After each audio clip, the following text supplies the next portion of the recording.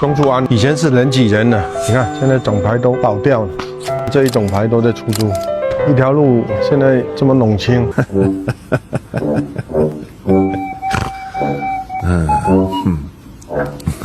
死了。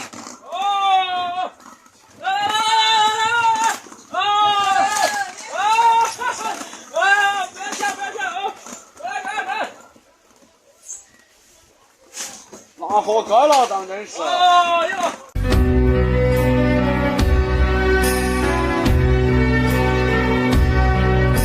好多扶梯都已经拦住了，1楼这边还有人住在这里面，真的是挺感慨的，也替买了这边商铺的业主感到惋惜吧。你们觉得是谁导致了厦门人口的流失啊？又该谁来拯救厦门目前的窘境？其实厦门现在已经很严峻了。厦门幼儿园关了74所，整个今年入园的小班厦门直接减少40%，比前年的招生人数锐减太多了。厦门的小学今年招生减少7400个小学一年级学生，这就是厦门的情况。后面的幼儿园、小学包括初中会陆续关闭。厦门1+1的老板连夜跑路了，卷款将近1000万，其中就有我一部分。昨天来人多的要死，今天来一个人都没有，到底是哪里出了问题？厦门过去几年高度依赖房地产和高地价拉动经济，使得厦门房价一度高居全国前列，甚至超越许多一线城市。随着中国房地产市场降温，厦门房市步入寒冬，也因为高昂的房价与租金大幅挤压了实体制造业的生存空间、居民的消费能力。现在在网络上经常能看到厦门街头空荡、实体店大面积倒闭、知名商圈变鬼城的影片，令人唏嘘。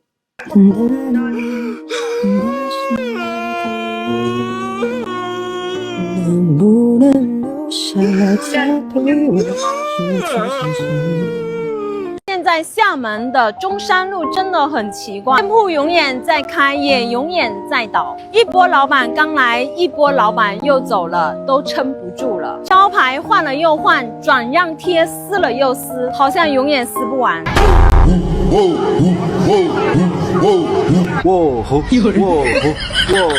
我前段时间不是在厦门这边一家跨境公司里面上班嘛，但在上周五这家公司突然宣布倒闭了。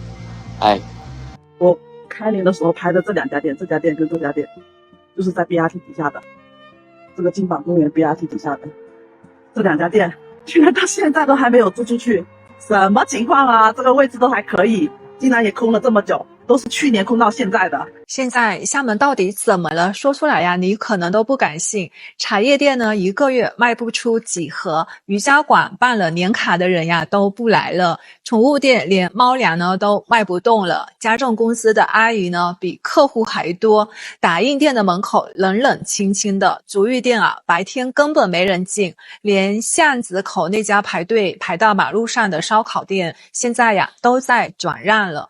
做金融这么多年，老师和医生呢，是我见过负债最高的。厦门因为离台湾比较近，过去有大量台商进驻，但近年受国际政治经济环境影响，部分资金与工厂外移，当地的就业机会已经越来越少。大量高校毕业生面临高不成低不就的就业困境，服务业和文旅业的薪资水平难以支撑厦门高昂的生活成本，导致部分外地人口流出。有当地人说，今年厦门太反常了，500多万的常住人口感觉少了一大半。给大家总结9个扎心的现状： 1. 消费降级，外卖只是拼好饭，能省一点是一点。 2. 找工更难，工资低，工时久，临时工做1天玩3天，全靠熟人介绍。 3. 街上没人，打工人不回来了，城市冷冷清清。 4. 开店难，称好地段涨租，差地段空铺，生意越来越难做。 5. 房租降价，城中村房东租不满，靠收租的日子过去了。 6. 房价难买，跌了还是买不起。二手房、法拍房越来越多。7. 商场冷清，关门换老板成了常态。万达和一些大型百货公司都没有什么人。8. 旅游降温，民宿酒店不赚钱，去掉成本基本白干。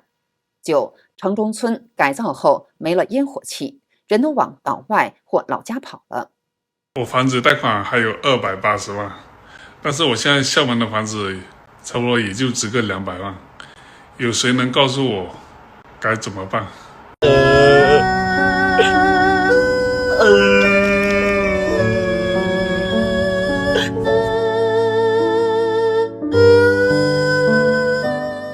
我刚准备出门去吃江湖东，然后他们跟我说江湖东倒闭了，没有了。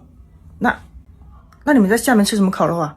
你们有没有发现，现在厦门的生意是越来越难做了？从3月18号之后这个路上的人和店里鬼影都看不到一个。现在种种数据表明，2极分化太严重了。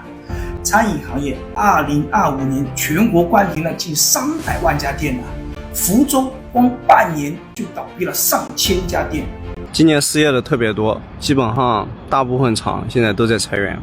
像我们公司这种大体量的公司马上也要破产了。今天领导跟我们讲，第2轮裁员马上开始，我感觉我可能在第2轮裁员名单里面。我想了一下，我如果在这个名单里面，我的存款也只能够维持家庭开销1-2个月。3. 有网络博主说，现在在厦门各行各业都不容易，很多人来到厦门没有找到合适的工作，有的都直接回老家了。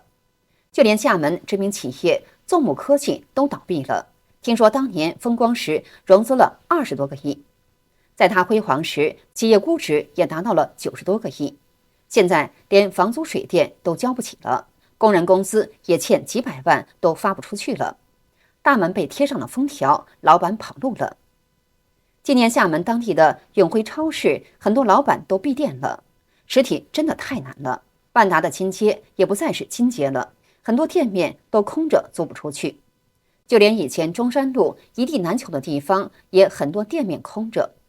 看到彩塘广场又围起来装修了，不知道这次能否让它复活起来。反正现在厦门岛内房子很难出租了，很多房子都空闲的，每个城中村都少了很多人，就连软件园3期也有很多写字楼出租。又一家倒闭了，现在东莞、深圳这边6月份以来都没有什么生意，有些看起来有生意的也都很卷，特别卷，没有什么利润。咱们莆田的2手房挂牌量将近5万套左右，莆田一夜之间的楼市彻底摊牌，而且呢，莆田的2手房的挂牌量不断的上升，2手房的老破小挂牌量也在疯狂的上涨。莆田人口基数又少，房子又多，很多房东在降价抛售。这些货全是今天现串的，看一下新鲜度怎么样？这么大的阵仗，只有一桌，这一桌还是我2个兄弟，我们自己人3兄弟一起摆的摊。我原本以为只有送外卖的卷，现在看来各行各业都卷。你看，洗剪吹9元钱，这种在农村才能想得到的，竟然这个还不是最便宜的，这边还有一个8元洗剪吹，这是目前为止在城市里见过最便宜的。广州天河区又有10家幼儿园停办，估计今年7、8月份全国会有2到3万家幼儿园停办。我说2句话：第一，平常心接受这一切；第二，想办法尽快转型。垄断的生意做到亏损，亏损的生意还能分红。你说这把货是怎么做到的？我上海300万房子买的，现在这个房子就值200万。完了呢，我20年300万，完了呢，我20年300万买的房子，现在我首付80万，贷款220万，加上装修下来，一共差不多350万了。还了5年的房贷40万啊！你们知道现在能卖多少钱吗？200万。你要不卖了，你还要再给银行打工25年，你要卖了还了呢，还不够还银行这个房贷尾款的，你5年白干不讲了，还要赔个大几十万。哎呀，这哪是买个房子呀？我发现身边失业的人越来越多了。就前段时间，我一个经常来消费的顾客，他最后一次来做睫毛的时候，他说我可能以后都不来消费了，我下岗了，我现在连指甲睫毛都做不起了。就是当时我还以为他开玩笑，然后他说，他是做销售的，做了10年的汽车销售，但是之前都一直靠拿提成嘛，是不是？然后现在是最近半年哦，他基本上都没有什么提成，就靠那点底薪。然后呢，底薪的话，他现在已经支撑不起他的生活了，所以说他现在就下岗了，就离职了。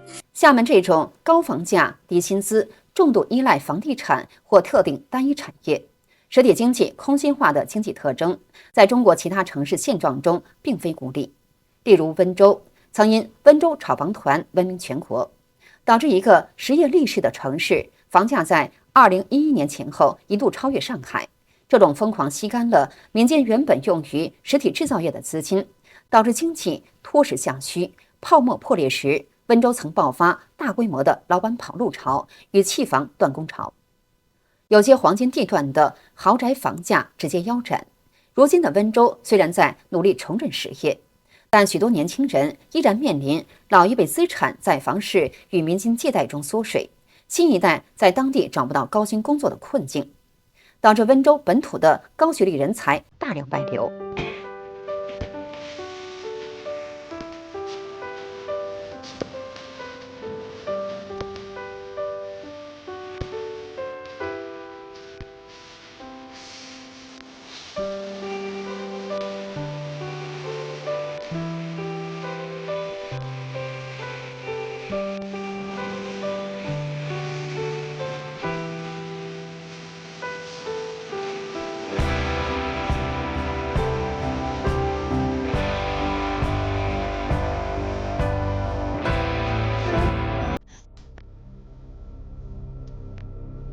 凝视一声心声。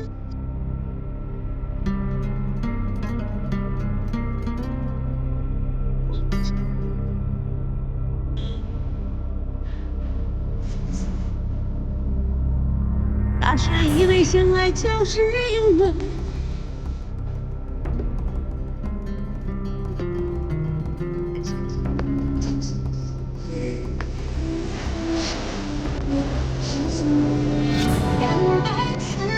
好的，今天就跟大家聊到这里，请记得点赞、订阅、留言，并且分享给您的朋友。我们下期节目再见。